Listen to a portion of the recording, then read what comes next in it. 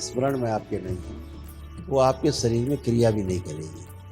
क्रिया वही करेगी जो आपके स्मरण में होगा। स्मृति के बारे में आप सभी लोगों ने खूब सुना है दरबार से, और शायद पहली बार ही दरबार से सुना है स्मृति के बारे में कि स्मृति ही रोग है और स्मृति स्वास्थ्य है। स्मृति ही समस्या है और स्मृति में ही समाधान है।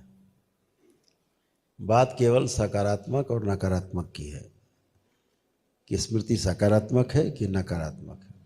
जो सकारात्मक है उसे देव कह दिया गया, जो नकारात्मक है उसे दैत्य कह दिया गया। समझने के लिए है, इस संसार में स्मृति के अलावा और कुछ है भी नहीं। स्मृति है तो जीवन है, स्मृति नहीं तो समापन हो गया जीवन का, कुछ भी नहीं है। आपकी फ़ोन में जो स्मृति है, अगर उसे डिलीट कर दिया जाए सारी स्मृतियाँ, तो आपका फ़ोन केवल एक डिब्बा बन जाएगा, कुछ नहीं बचा। यही स्थूल जगत में भी है, सूक्ष्म में भी है, स्थूल में भी है।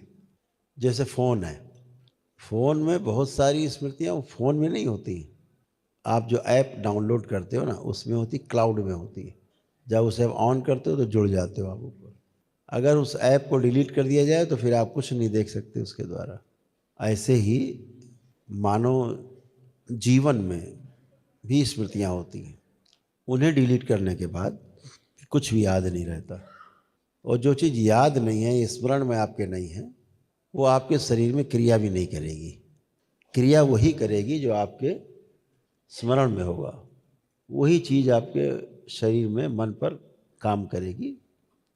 अगर आपके स्मरण में ही नहीं है, जैसे किसी देश आप नहीं गए हैं कभी, तो आपके स्मरण में नहीं है, स्मृति में नहीं है।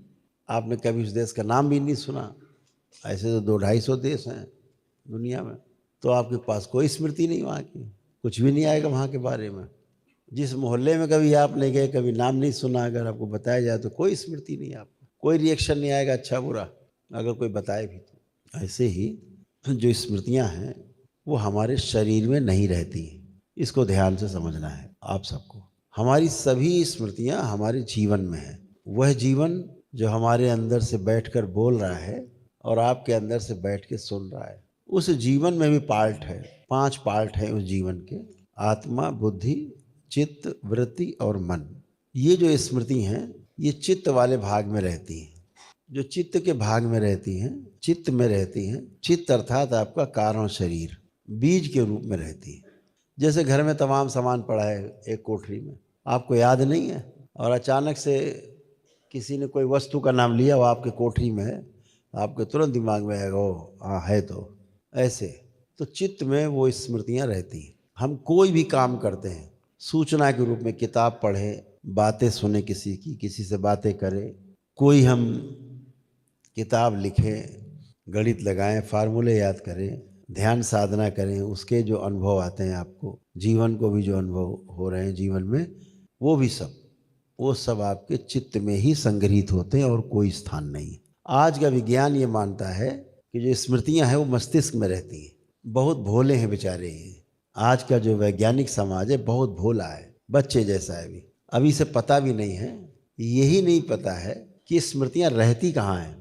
फिर भी स्मृतियों को हटाने का, नष्ट करने का, कम करने का, ज़्यादा करने का, भुलाने का दावा करता रहता है। अभी तो यही नहीं पता कहाँ पर है स्मृति, कहाँ है, रहती कहाँ है। तो स्मृतियाँ सारी चित्त में रहती हैं। आपके जीवन में चाहे आपने सीखा हो, पढ़ा हो, चाहे अपने जीवन में आपने अनुभव किया हो, उस अनुभव की स्मृतियाँ भी आपके चित्त में ही रहती हैं। चित्त माने, पुणे से ध्यान रख लेना, चित्त माने आपका कारण शरीर। जैसे ये स्थूल शरीर, फिर सूक्ष्म शरीर, फिर कारण शरीर।